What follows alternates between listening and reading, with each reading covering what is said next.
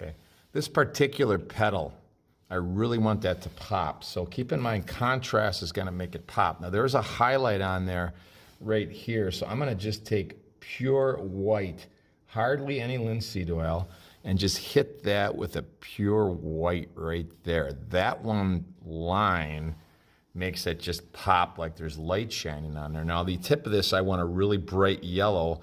So I'm doing is I'm laying white down first, because if I put a white underpainting underneath there, when I put the yellow on, that yellow is going to be a lot brighter because of that. But now, keep in mind, white's as light as you can go. So if I really want it to pop, and I do, it's contrast that makes it pop. So what I'm going to do here is I'm going to go behind that leaf with a really dark, almost black. I'm mixing a burnt umber with a dark green. And right here, I'm gonna I'm gonna make this really dark right here and blend it up into there.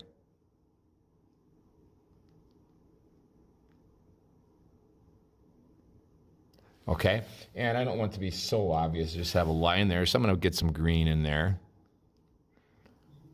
But just that difference now between this petal and this petal makes that pop. And I could do the same thing underneath here. If I want to make this pop, there's a light blue edge here. I'm going to make it just a little darker right along there. It's not hardly noticeable, but that little difference is a big thing. So like I like saying, a big difference between good and great is just that little extra effort, just that little bit, make that petal pop out from the other one. So I'll come back to this later. You can see how it's progressing.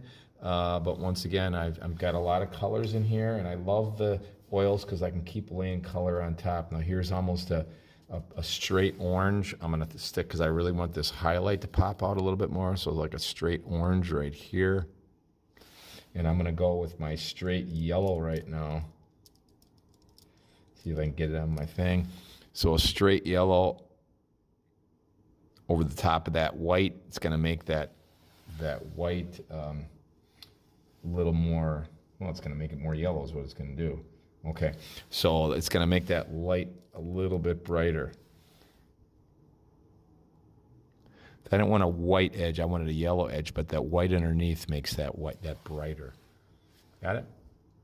Okay, last, when you're near completion, it's important that not only do you look at the finer things up close, but you get at a distance and look at it.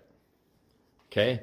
Because you're going to pick up things maybe that look different at a distance. Like, for example, I think this leaf right here, to me, looks too far forward.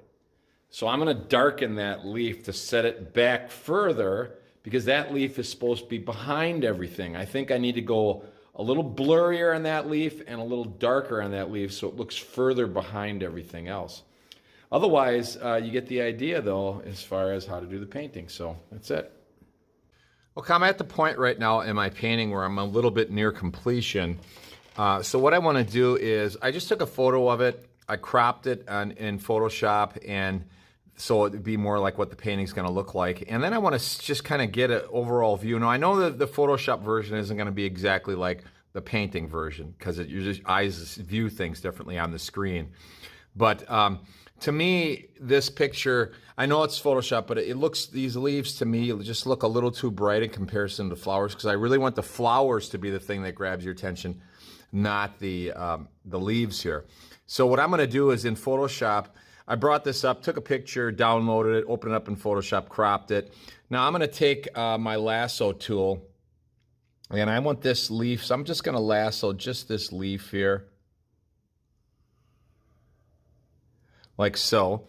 And then I'm going to take maybe my burn tool, and since this is kind of a medium, I'm going to change it to mid-tones, and I'm just going to burn this area here and see if that looks better if it's a little bit darker.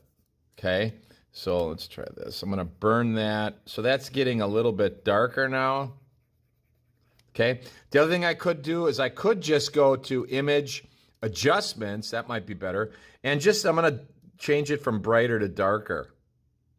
So I'm going to do that and just go okay. And then I'm going to go select, deselect.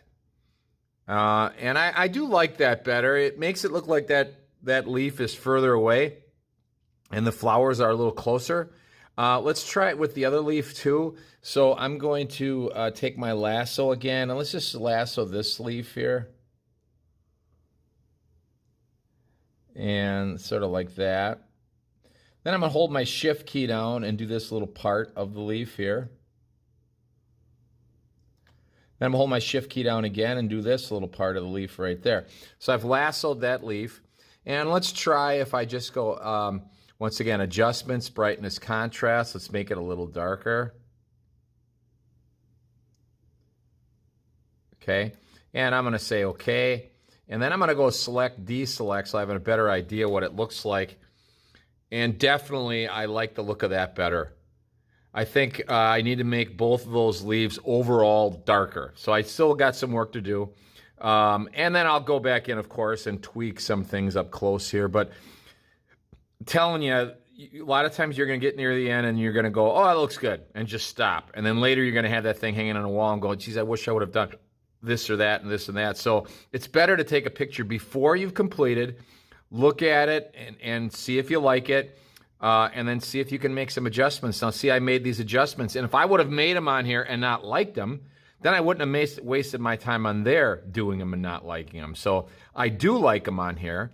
I think my leaves need to be darker, and that's what I'm going to do because I really want those flowers to jump out a little bit more. So I'm going to work on those next.